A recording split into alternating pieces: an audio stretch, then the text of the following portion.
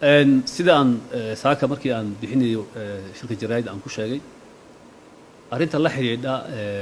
khayraadka deegaanka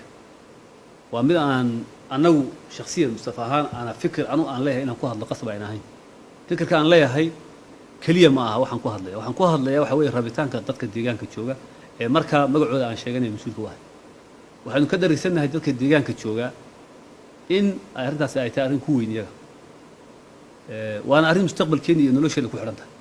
mustaqbalka sida daraadeed arin si sahlan aan ku eegi doona ma aha sida aan u sheegay jaraa'idka reer galbeedka maalintii dawladda ee saxaafadda waddanka soo baxday anagu waxaan rabnaa in arintaas dib loogu noqdo maadaama dastuurka Itoobiya ayna ku qornayn sida ay maamul goboleedyada iyo federaalka u qaybsanayaan kaliya waxa ku qoran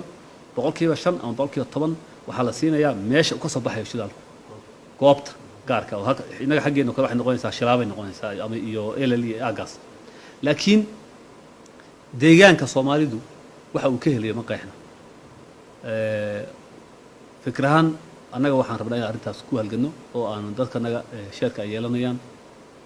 iyo si weliba mug weyn aan uga la doodno dowladda federaalka uga la xajoonno wixii ka soo baxana shacabka uga soo noqono